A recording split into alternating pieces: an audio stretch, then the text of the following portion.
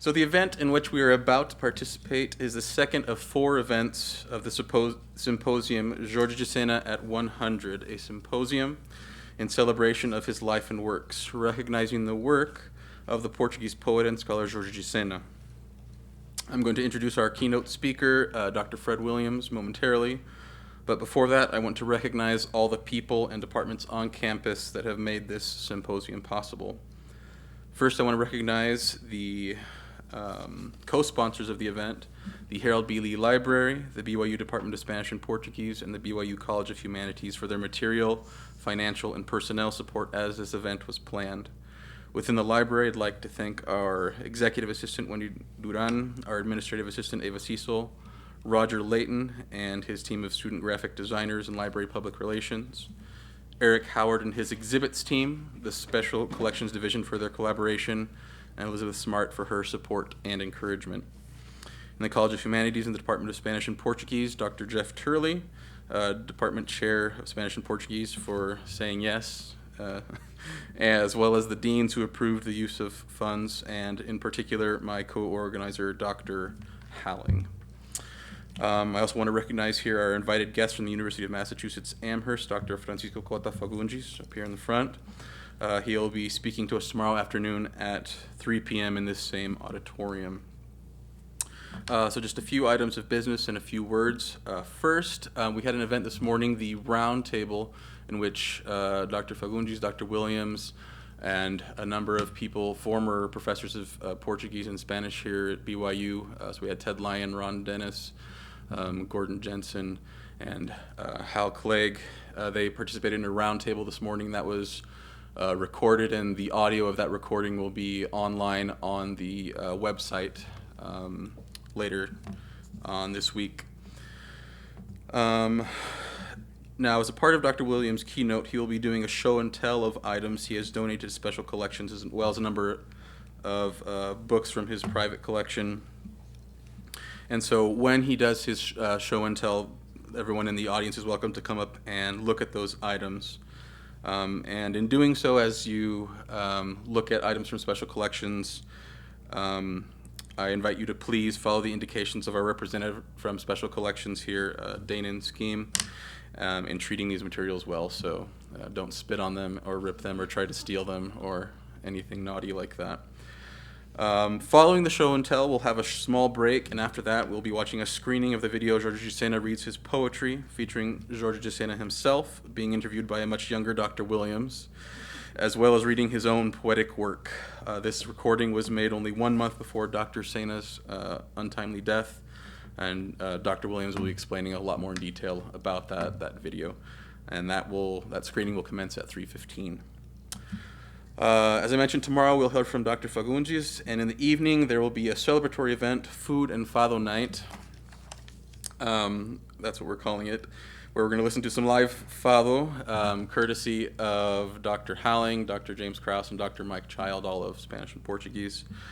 And we're going to have some Brazilian food, so please come to that. There also just might be the possibility of some ping pong, so, you know, now you're going, right? Yeah. So please be there. That will be tomorrow evening starting at 6 p.m. in 1141 JFSB. And all of this information is found on the promotional posters found in the library, on TV screens, in the Kennedy Center, the JFSB, in the library, as well as on the subject guide, Jorge de Sena at 100, found at guides.lib.byu.edu/Jorge de Sena 100, and then the 100 is numerals 100. So in addition to the events already described, there are 2 things I want to highlight. The first is a display on Jorge de Sena found on the 3rd floor of the JFSB near the department offices of the Department of Spanish and Portuguese. It's a lovely exhibit, has his biography, an explanation of his life and work, as well as some of the books on display on the reading wheel that is part of the display. Finally, if you are interested in learning more about Jorge de Sena, the library has a number of books by and about him that are available for checkout and that are also a part of special collections. Some of these are displayed outside the auditorium here for your reading pleasure, and you should feel free to check them out, so that if you just go outside here, the auditorium, they'll be there next to the sign. And they'll be on the 5th floor of the library by the Humanities Help Desk when not accompanying events taking place here in the auditorium. So they'll be down here tomorrow afternoon at 3. So with those recognitions, announcements, and business out of the way, please indulge me as I share a few thoughts with you about the genesis of the symposium. In 2018 and 2019, following his retirement from the Department of Spanish and Portuguese, Dr. Williams made a sizable donation of materials to the Harold Bealey Library related to his decades-long work as a professor of Portuguese literature and culture worldwide. Significant among the items he donated was a large collection of books by and about Dr. Jorge Sena, Williams' mentor, advisor, colleague, and friend at the University of Wisconsin and later at the University of California, Santa Barbara. This donation was serendipitous since it happened in the centennial year of Jorge Sena's birth, which took place on November 2nd, 1919. Given this coincidence, Dr. Helling and I, in cooperation with Dr. Williams, decided to host this small symposium in celebration of Jorge Sena's prolific scholarly and literary work and his life. We've invited people who knew Sena in life, as well as Dr. Fagundes, whom I've already mentioned. Our sincere hope is that this event and the resources behind it will encourage a new generation of Portuguese studies, and particularly those interested in Jorge Sena's work. Again, we are grateful for your presence here today and in the other events that will take place as a part of the symposium, and we invite you to explore both the Research Guide webpage, the exhibit, and more importantly, the many wonderful resources held here in the Harold Bealey Library by and about Jorge Sena. With that, let me introduce our keynote speaker today. Dr. Frederick G. Williams is a professor of literature written in Portuguese and Spanish. He earned his PhD from the University of Wisconsin in 1971, then taught for 27 years at the University of California, first at UCLA, then Santa Barbara, where he was Jorge Sena's colleague. After that, he came to BYU, where he taught for 20 years and held the Garrett de Jong Jr. Distinguished Professorship in Luso-Afro-Brazilian Studies. He is the author of more than 50 articles and 11 volumes in the field of Portuguese, as well as volumes on the history of the Church of Jesus Christ of Latter-day Saints, including a biography on his great-great-grandfather and namesake entitled The Life of Dr. Frederick G. Williams, Counselor to the Prophet Joseph Smith, published in 2012. Dr. Williams is a former mission president and former temple president. He and his wife, Carol Y. Williams, have 7 children, 20 grandchildren, and 4 great-grandchildren. So without further ado, Dr. Fred Williams, whose talk is titled Portuguese Poet Jorge Sena, the Distinguished Humanist Author and Why He is Significant Today. Dr. Williams.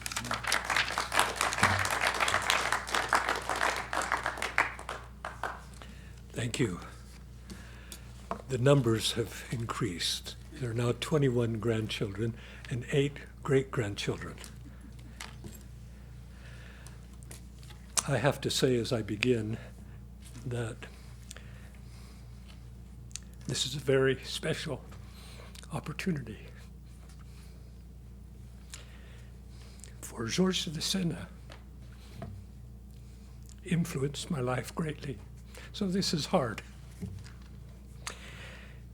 In my remarks, I will be giving a panoramic overview of Jorge de Sena, the man and his work, and share why I believe his writings continue to be significant for us today. I will present my remarks using something of Sena's renowned style, which is always cast in a comparative context, with lots and lots of asides and digressions, filled with new information and interesting insights, not previously considered, which gives to the reader new perspectives and entices them to think more clearly and act more nobly.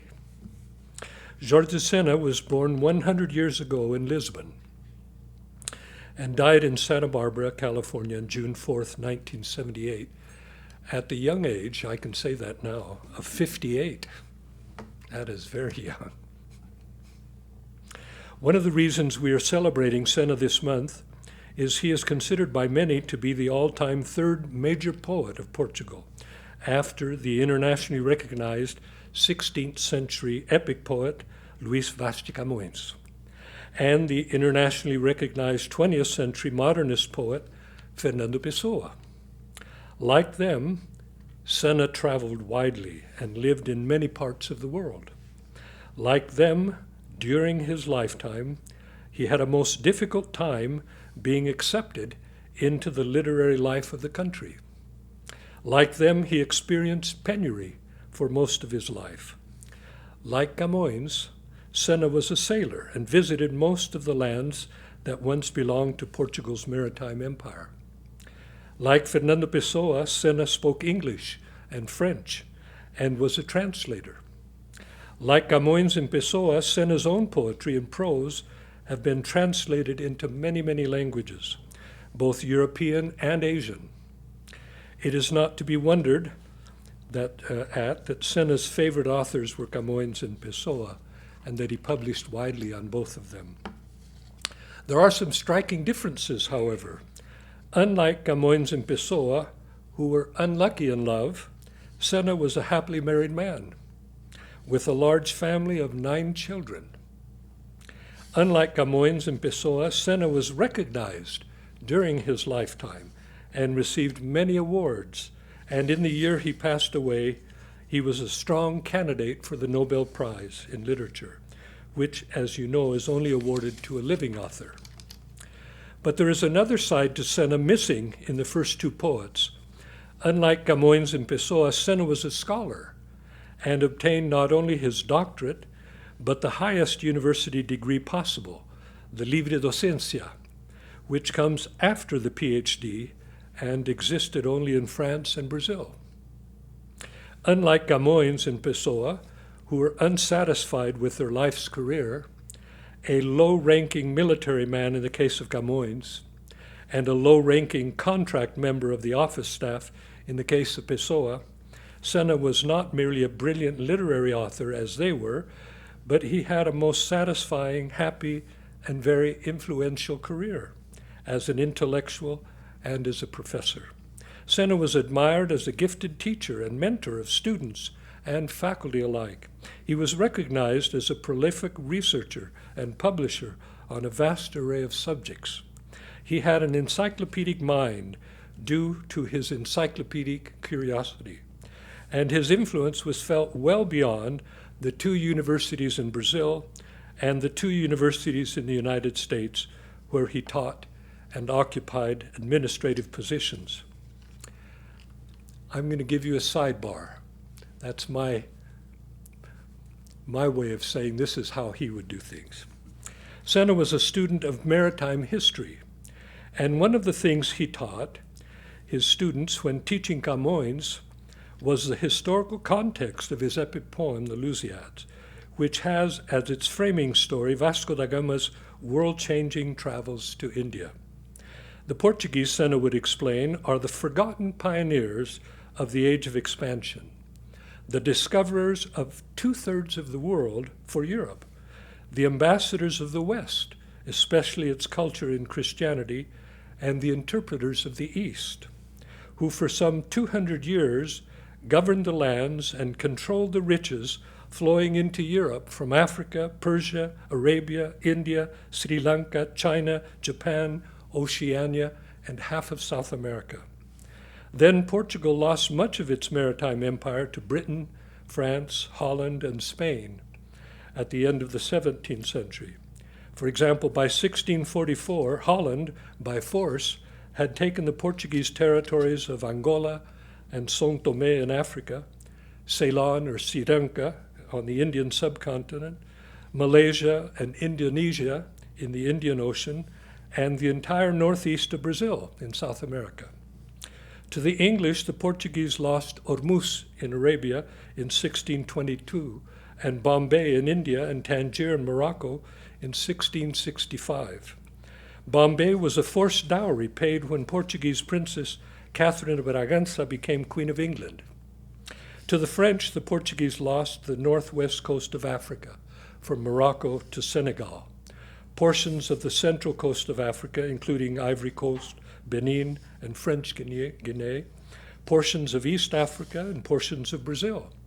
Niterói, Guanabara, and São Luís Maranhão were established by France in 1612 and named after the same French king for whom our St. Louis is named. It is interesting to note that the capital city of Benin is still known by its Portuguese name, Porto Novo, New Port. And the largest city in Nigeria is still known by its Portuguese name, Lagos, lakes. Ceuta, which is surrounded by Morocco on 3 sides and the Mediterranean Sea on the 4th, is situated on the coast of North Africa. It and other Portuguese possessions in Africa were lost to Spain in the peace treaty of 1668. The Portuguese fortress is still standing, and Ceuta's city, escutcheoned, is still the coat of arms of Portugal's King Manuel, and they don't even know that. A second sidebar. I've drawn comparisons between Jorge de Sena and Camões and Pessoa regarding his literary output.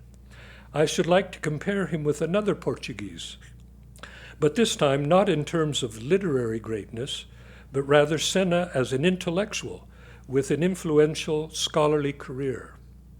Sena taught his students about one of the most distinguished Portuguese scholars and diplomats ever to contribute to America's growth, who was even called by some of his students one of the fathers of our country.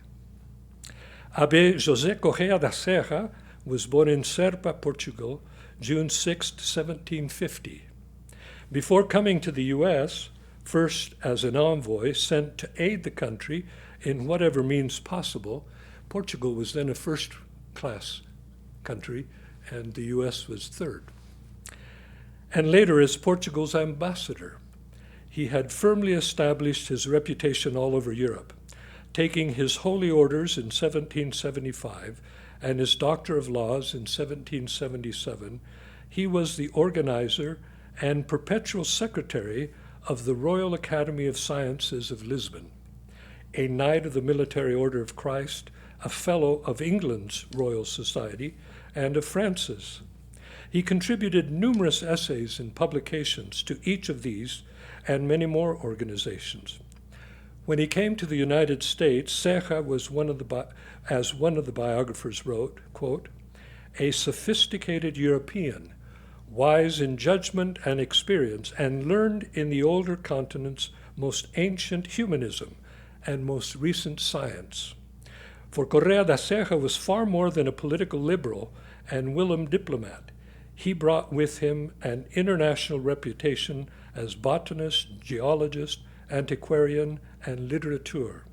Trained in theology and political economy, as well as history and science, he hoped to employ all his talents, end quote. In the U.S., he was elected to the American Philosophical Society and the Academy of Natural Sciences of Philadelphia. Thomas Jefferson, one of his closest associates and president of the First Name Society, said of Correia da Serra after their first meeting, quote, he is the best digest of science in books, men, and things that I have ever met with, and with these the most amiable and engaging character, end quote. So admired by Jefferson was the Abbé, in fact, that one of the guest rooms at Monticello, where Serra visited yearly, bears his name and a large portrait still on display to this day. The correspondence between them is quite extensive. I've had the privilege of going into that room and seeing that incredible painting. After 1816, Correia da Serra was named Minister Extraordinary and Plenipotentiary to the United States, which added to his appeal as a lecturer and dinner guest.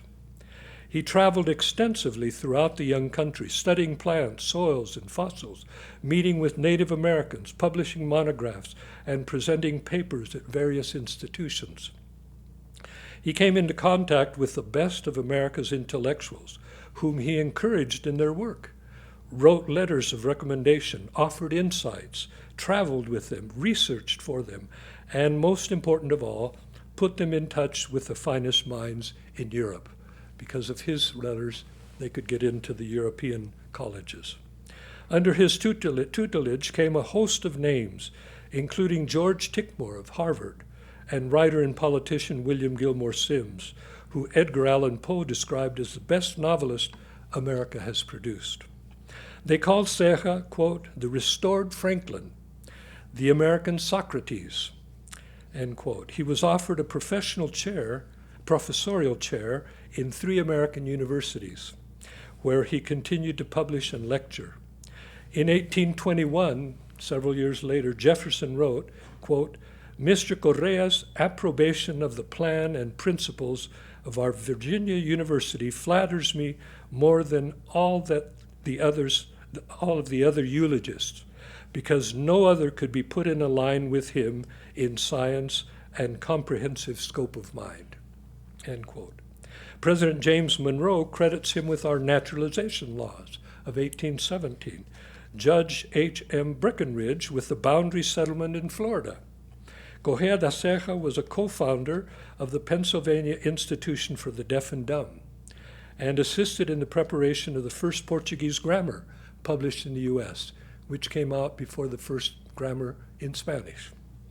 A friend to 4 presidents and virtually all of America's intellectuals, it was with sincere regret that the Venerable Ceja returned to Portugal in 1820, where he died 3 years later at the age of 73. Sena was a Ceja kind of man and had that kind of influence. I'll not speak of Sena's literary activities in Portugal, nor his literary activities and university career in Brazil, which were very influential.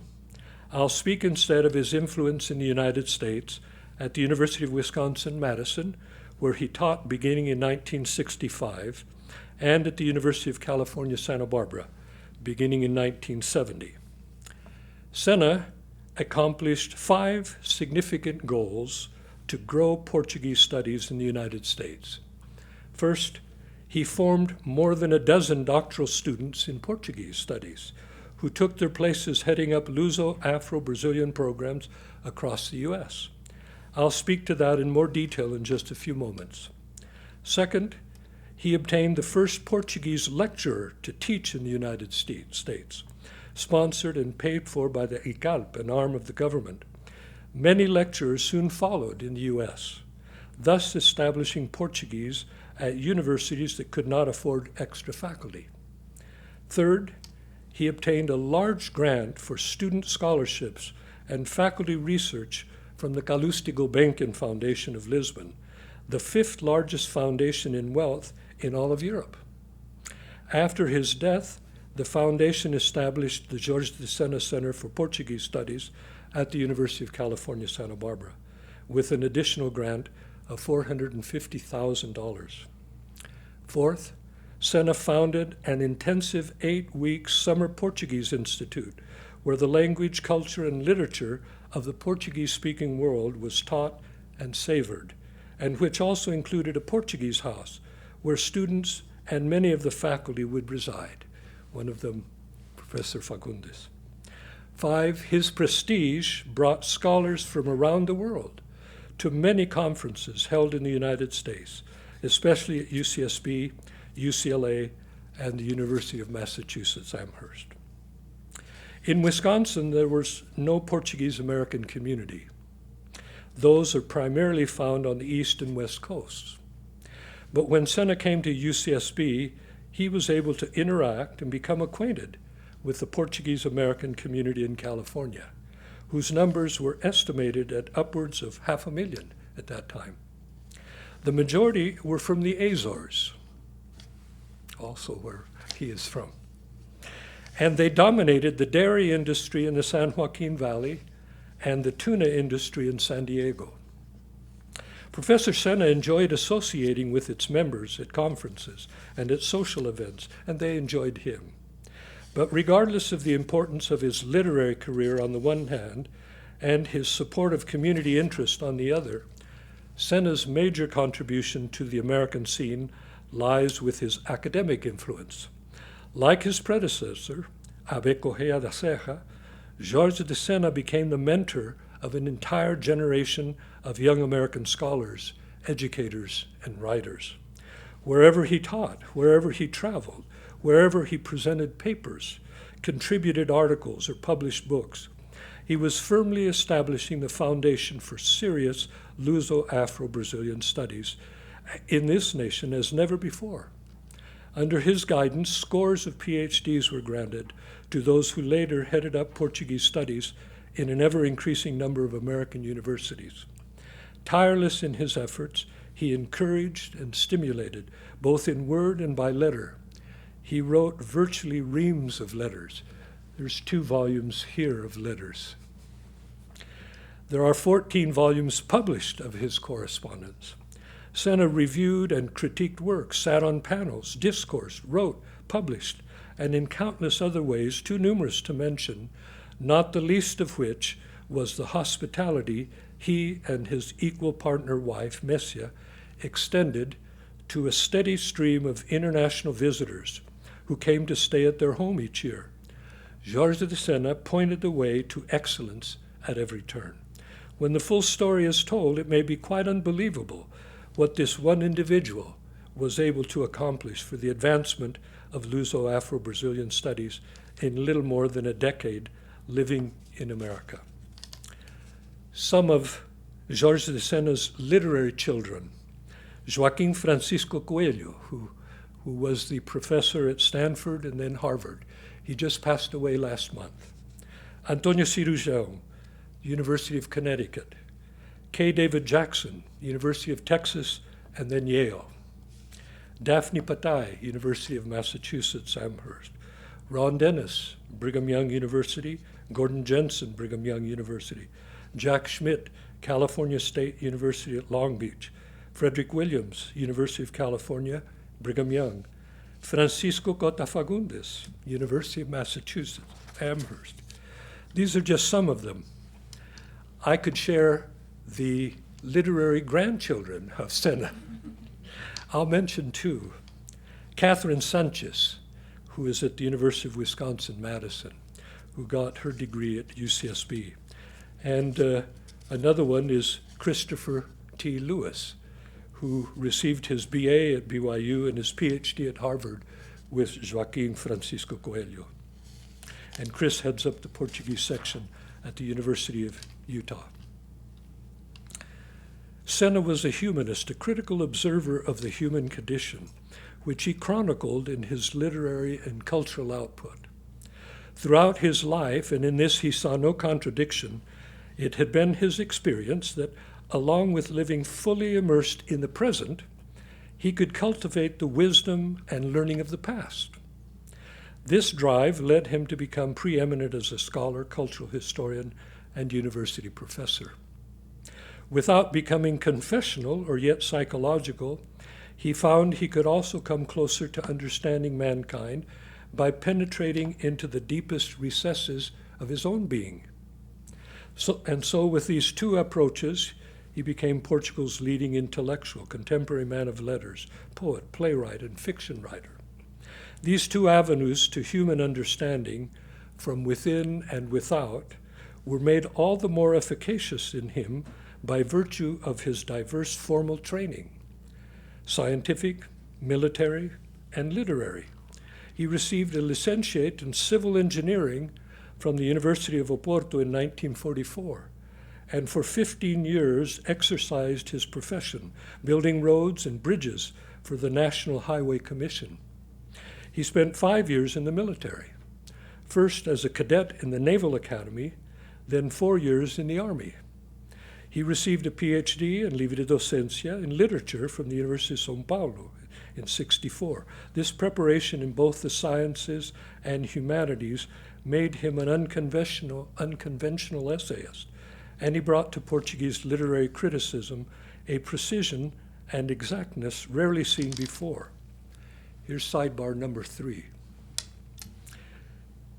Another literary figure I will compare to Sena is Captain Sir Richard Burton, the 19th century British scholar, soldier, explorer, geographer, translator, writer, orientalist, cartographer, ethnologist, spy, linguist, poet, fencer, and diplomat, who is known for his quest to find the source of the Blue Nile, for his uncanny gift of speaking more than 29 European, Asian, and African languages with native fluency, and he's known for his daring audacity to visit the 2 holiest cities of Islam, Mecca and Medina, and live to write about it. And he is known for his more than 40 books, including his translation of the Arabian classic The Thousand Nights and One Night, and the erotic Kama Sutra. When Captain Burton was sent to Portuguese India to recover his health, he was introduced to the works of Camões, and he read all of it in the original Portuguese, and then translated all of it into English, including the epic poem The Lusíads. Plus, he wrote Camões' biography. Burton was fond of saying that Camões was his poet, and he carried a volume of his poetry with him the rest of his life. Burton and Sena were both in the military in faraway places in the service of the respective governments. They were both translators. They were both amateur philosophers. They were both gifted poets. They were both drawn to sexual themes. They both included numerous long footnotes to everything they published. And they were both appreciated and reviled during their lifetime. I'll offer but one difference between Sena and Burton. Sena always complained of not having adequate space to do his writing, what with 9 children at home. Burton, who had no children, would work on different books at the same time, using multiple desks in his spacious office at home, one for each project, so he could leave his notes, papers, and books out and not have to clear his desk. What a wonderful thing. Burton served as the English consul in Fernando Po in Guinea, East Africa, in Damascus, Syria, in Trieste, Austria, and in Santos, Brazil. As he always did wherever he was stationed, Burton traveled and explored Brazil extensively and used his time to translate a number of her poets, including Basílio da Gama's epic poem, Uruguay. Less known is that Burton also traveled to Utah in 1860 and published a sizable book entitled The City of the Saints, Among the Mormons and Across the Rocky Mountains to California, which I believe is the most comprehensive and objective work on the Church of Jesus Christ of the 19th century. He was not put off by the practice of polygamy, having carefully studied and published on it from his travels throughout the Middle East. One of Burton's 20th century biographers was the niece of David O. McKay, the president of the church. Sena, like Camões and Burton, was a soldier poet that traveled the world and published widely. Like Burton, Sena made Camões a focus of his work, and both translated many other poets as well. There is even a strong church connection, as can be seen in this conference. We've already mentioned the number that have already been involved. 2 of Sena's faculty colleagues and 3 of his graduate students at the University of Wisconsin. Burton was born into the Church of England and was said to have converted to Catholicism when he married his wife, Isabel, who practiced her religion, but he was not a practicing Catholic and sometimes wrote like a Christian agnostic. Sena was born a Catholic but was not practicing, although he respected all religions. He wrote poems and essays on religious writers and defended religious freedom. When Sena was in the hospital, about to die, his wife asked 3 of his former students, who represented 3 different religions, to perform whatever rites their respective churches did when someone was about to die. She said it was her husband's request. Therefore, Catholic father, priest Alberto Huerta, a Jesuit, Rip Cohen, a Jew, and I, as a Latter-day Saint, administered to Sena. Later, it was Father Huerta that conducted the funeral in the Jesuit chapel in downtown Santa Barbara, and I gave the eulogy. Sena's personal experience with the world was, like Camões and Burton's, uncommonly broad. He lived on 3 continents and traveled extensively. He left Portugal and his engineering career in 1959 to accept a teaching position in literary theory in the State University of São Paulo. He then accepted a professorship in Portuguese at the University of Wisconsin in 1965 and again at the University of California, Santa Barbara. where from 75 until his untimely death at 58 in 1978, he was concurrently chairman of the Department of Spanish and Portuguese and the Comparative Literature program. He was born in Lisbon and loved Portugal, although he was forever pointing out its foibles, which earned him his enemies. In 63, however, he became a naturalized Brazilian citizen, in part to protect himself against dictator Antonio Salazar's secret police. Asked why he remained a Brazilian after 13 years in the United States, he replied, quote, "Being born a Portuguese, the Brazilians don't like it. And as I was born a Portuguese, the Portuguese don't like it either. So just to irritate both, I keep the citizenship." With such experiences, training, insight, and native intelligence, and with the further refinement of his sensibilities through a prolonged study of the thought and culture of Western civilization, it is little wonder that Jorge de Sena was regarded as Portugal's foremost intellectual and achieved an international reputation few Lusitanians have attained. As mentioned, he was often compared to the 16th century bard Camões and the 20th century poet Fernando Pessoa. But he also had something of the 17th century cleric Antonio Vieira. Neither of the first two had much impact during their lives. Vieira, on the other hand, was a power to be reckoned with throughout the Hispanic world on both sides of the Atlantic, as a cleric, diplomat, linguist, writer, and intellectual. So it was with Sena, but comparisons can be misleading. Sena worked at no man's bidding, nor in the service of any religion, political party, or philosophy. Neither did he appreciate the preciosity often implicit in a gongoristic style.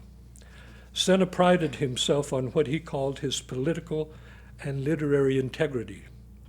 By political integrity, he meant he had not compromised himself with either the right or the left, and was free to reprove them both, and anything in between that needed chastening, which he delighted in doing, to the irritation of nearly everyone.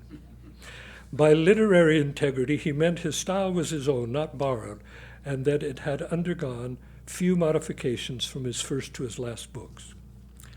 Now, since the second part of my presentation is entitled Show and Tell, I will now give a more in-depth description of Sena's publishing record. And we've put up some of the things here, and I hope you will come up to look at some of that. Jorge de Sena's scholarly and creative production is incredibly vast and varied, and includes such genres as biography, criticism, essay, literary history, translation, short fiction, theater, the novel, and poetry. As noted, he published on Camões and Pessoa. He published 10 volumes on cultural and literary history and 22 volumes on literary criticism. His dedication to cultural history can be seen in the exhaustive study he made on the medieval figure Inés de Castro, and I brought one of the volumes there. At home as well in Spanish literature and culture, he brought to his Iberian studies a breadth and balance rarely seen either in Spain or Portugal, as in his study of Francisco de la Torre, for example. He was one of the few Portuguese who likewise knew the international bibliographies, the ancient as well as modern text, which always situated his work in a comparative context. Besides Spanish, Italian, and French literature, Sena was well-founded in English and American literature as well. He is the author of a hefty text on English literature that was used in universities in Brazil. His output in comparative literature includes book-length essays on authors ranging from Emily Dickinson and Shakespeare to Petrarch and Marillac. Sena had had a radio program on the BBC. He had also been a music, a theater, and a movie critic, publishing his reviews in the leading periodicals of Portugal and Brazil.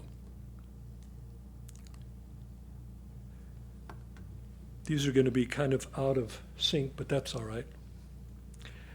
As a translator, Sena published 26 volumes of prose and theater.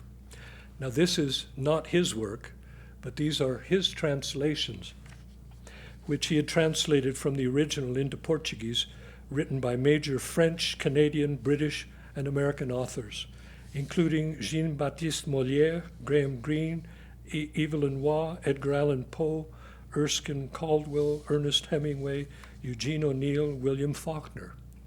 He published 6 volumes of poetry in Portuguese translation, including one each on Emily Dickinson, Fernando Pessoa, and Greek poet Constantin Cavafy. His magnum opus, however, is the 3 volumes of poetry that he collected and translated into Portuguese, written by the major poets from all over the world who wrote in various languages during the last 26 centuries. It's been published again and again.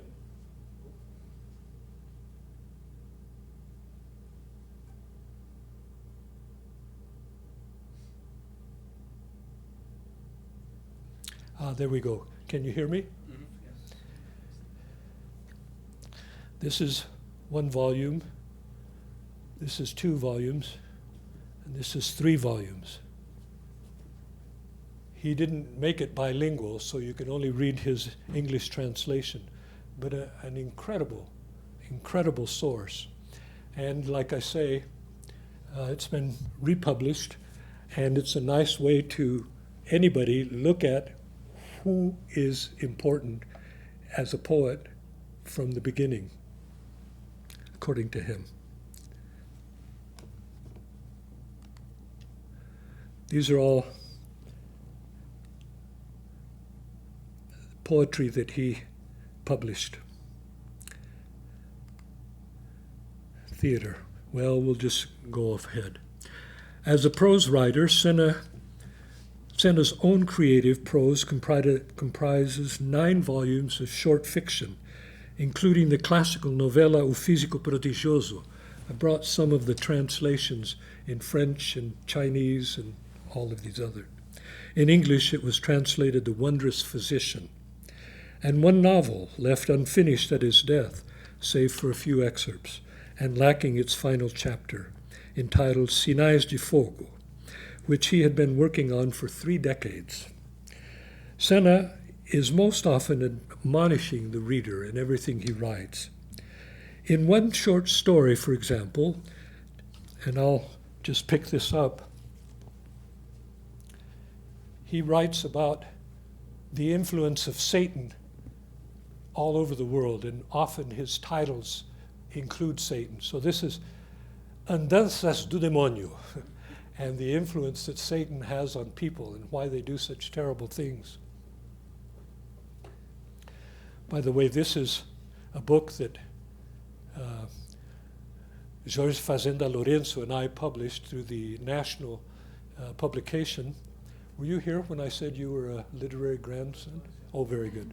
That's why you said it. Because you looked up and you saw me and you went, I better include that. No, you're there, you can see. We published a bibliography, and there's more than 1,000 items that he has published. Incredible.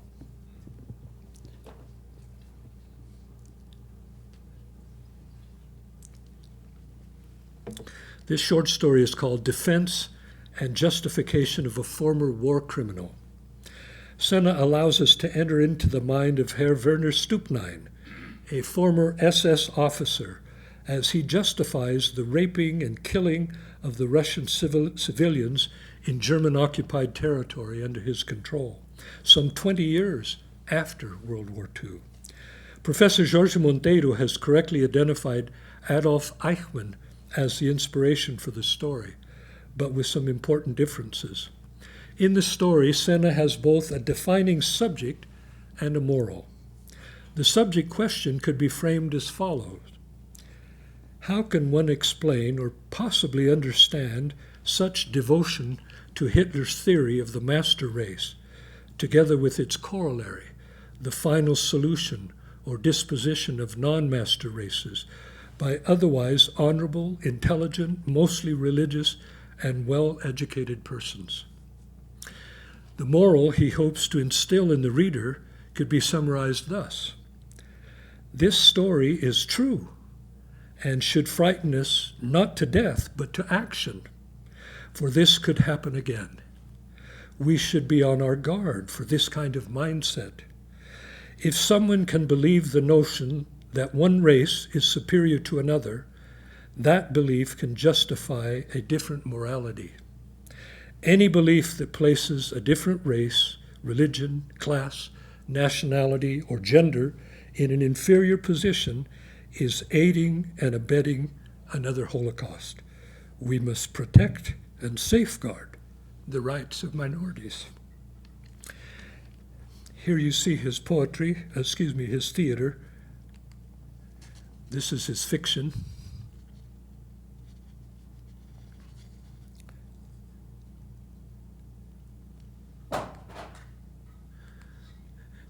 And here are volumes on Camões.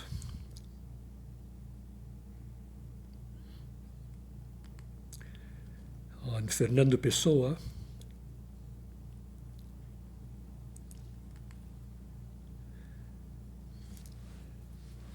Cultural and literary history.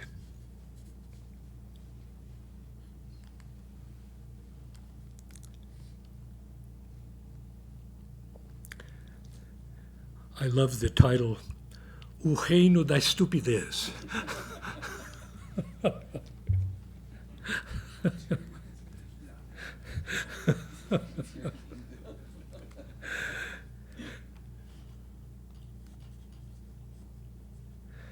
Here's a book on Sobre Cinema.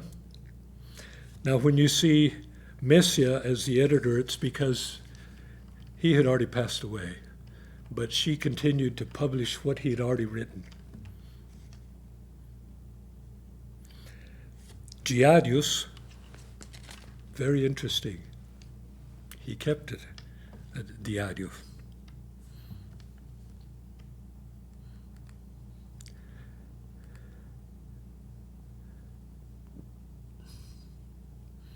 Sorry, we're not in sync with what we were talking about, but at least you get to see it.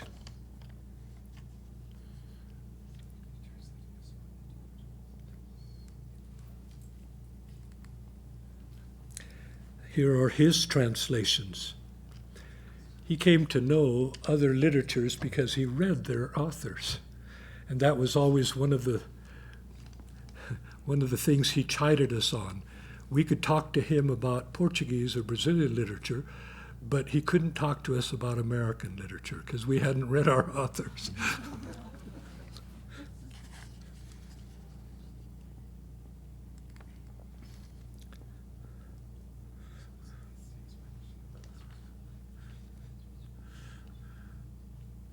And most of these have prefaces and studies that put all of this in context. These are the books of his correspondence with several different people, generally literary figures, but it also includes his wife, Messia, their love letters. Now that's pretty courageous, don't you think? But they had 9 children, so.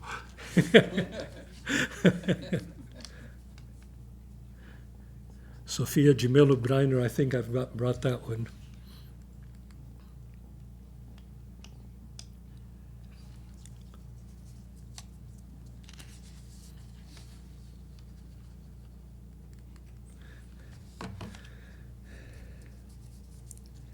Sena published 21 volumes of his own poetry. Like Camões and Pessoa and T.S. Eliot, Sena's poetry is in the mainstream of Western civilization, with each passage rich in allusions to our shared cultural heritage. Yet Sena is not merely a poet of thought and culture, but also of feeling and conscience and of love, with an incredible variety of meter and verse, rhyme and form, from the classical sonnet sequence to concretism. References abound in his poetry to the art, literature, music, and the history of ancient and modern civilizations. As might be expected, such allusions by one so thoroughly acquainted with Western culture has tended to intimidate his readers. But Sena could do no differently.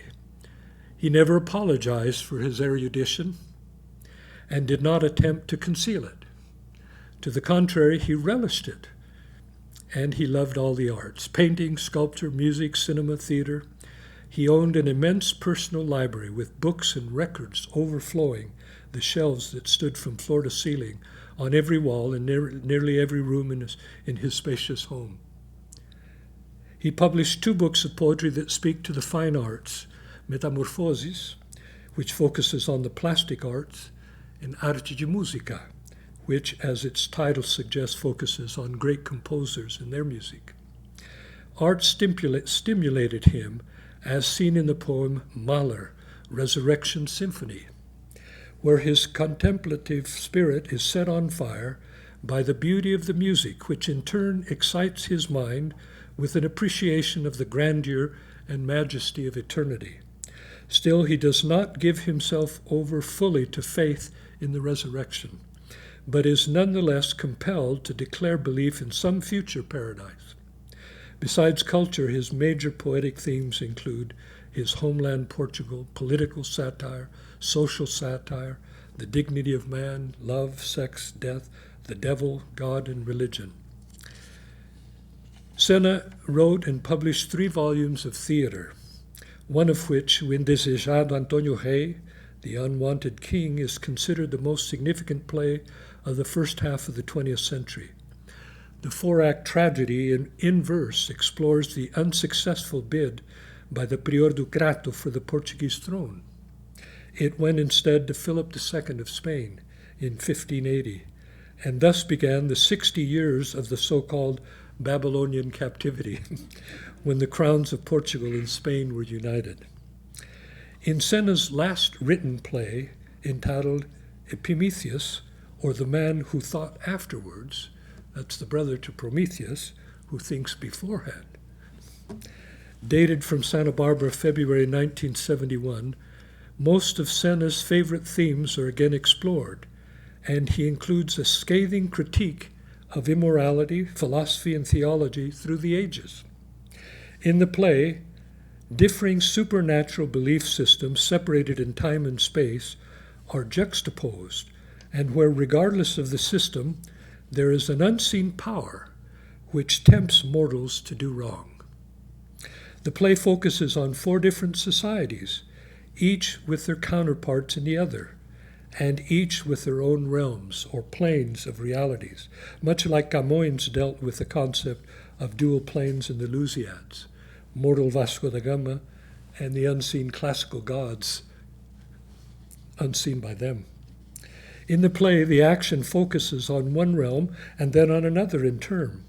The societies are, 1, the pagan classical deities of Mount Olympus; 2nd, the Judeo-Christian heaven with angels; 3rd, the Judeo-Christian hell with its devils; and 4, contemporary man's space program with its computers, scientists, and astronauts.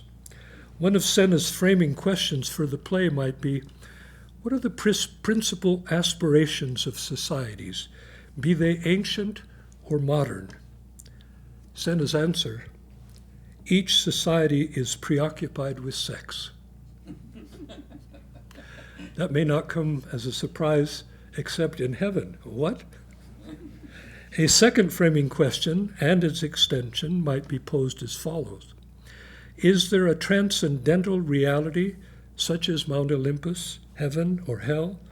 And if so, can modern scientific mortal man reach there without dying?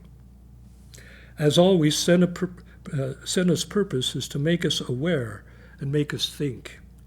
He asks us to consider the haste with which we trade in our old lamps of belief for new ones. This play is in part a spoof on science and technology, which have become the replacement gods. Science can be worshipped as zealously as any religion, past or present, even or especially by one who claims to be an atheist. Sena taught us that a library is like any other cemetery, filled with obsolete scientific theories, philosophies, and religions. Here's the last sidebar. Satan, the great deceiver. Like Sena, I believe that at any one time in the history of the world, there will be several scientific theories, philosophies, and religions that answer the demands of truth. But as time goes on, new discoveries are made. Those theories, philosophies, and religions, when they can no longer answer the demands of truth, become obsolete, and new ones replace them. I also believe Jesus Christ when he said that he was the way, the light, and the truth. I also believe that behind all the contention and evil, behind all the untrue scientific theories, philosophies, and religions, is Satan, the great deceiver, plus the people who have bought into his lies, who choose greed and power over love and understanding. When all is said and done, when Satan's deceits are finally uncovered, and all the scientific theories, philosophies, and religions have become obsolete, only he, Jesus Christ, and his gospel, which, as we are taught in the temple, encompasses all truth, will answer the demands of truth of every kind. I love how the prophet Isaiah describes the moment when mankind will see Satan uncovered and see him for who he really is, a fallen angel cast out of heaven, our spirit brother who never received a body, who rebelled against God and persuaded a third of the host of heaven to follow him, a liar who deceives, who leads people away from God and truth by so many counterfeit theories, philosophies, and religions, who fools people into thinking that he has the truth, that he is God, and gets them to do terrible things. I quote now from Isaiah. How art thou fallen from heaven, O Lucifer, son of the morning? How art thou cut down to the ground, which did weaken the nations? For thou hast said, I will ascend above the heights of the clouds. I will be like the Most High. Yet thou shalt be brought down to hell, to the sides of the pit. And notice how he says this. They that see thee shall narrowly look upon thee and consider thee, saying, Is this the man that made the earth to tremble, that did shake kingdoms, that made the world as a wilderness, and destroyed the cities thereof? That opened not the house of his prisoners. All the kings of the nations, even all of them, lie in glory, every one in his own house. But thou art cast out of thy grave like an abominable branch, and as the raiment of those that are slain, thrust through with a sword, that go down to the stones of the pit, as a carcass trodden under feet. Thou shalt not be joined with them in burial. Of course, he has no body, because thou hast destroyed thy land and slain thy people.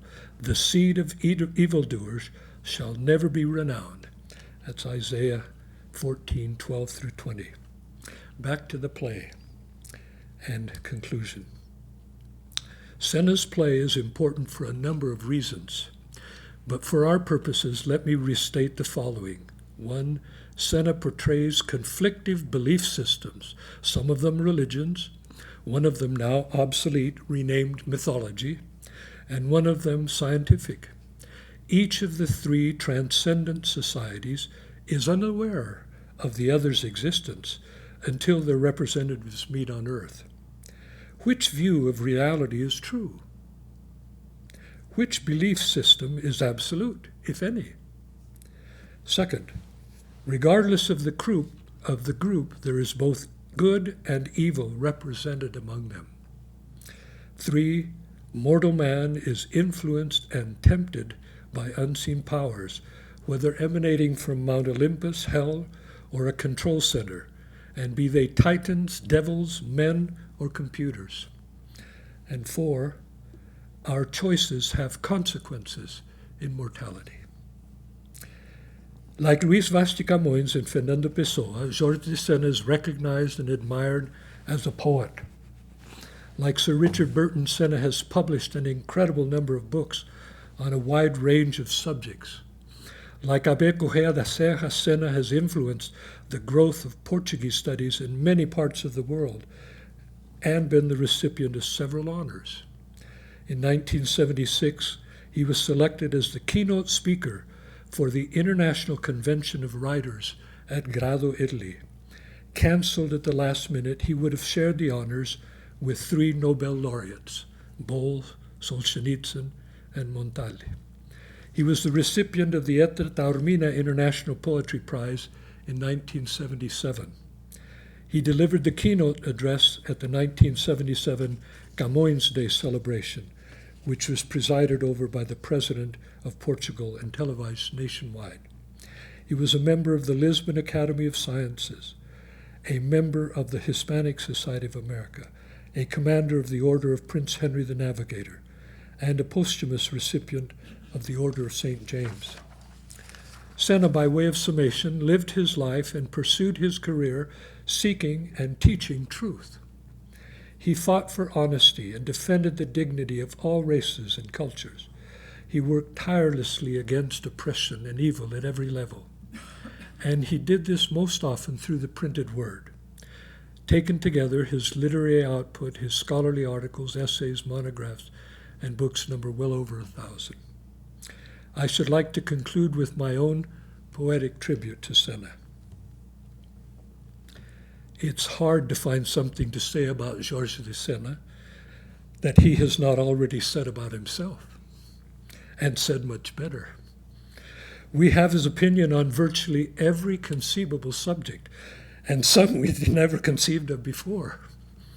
And if he didn't treat it in a poem, a play, a short story, or novel, he did it in an interview, an essay, book, or letter. The best studies on Sena are by Sena. Only a Sena could appreciate a Sena. And then there are the prefaces, and the postfaces, and the non-faces, and footnotes, and notes about the notes in every book and new edition. But even the best parody of Sena was done by Sena, and that's absolutely true. It's hard to find something to say about Jorge de Sena.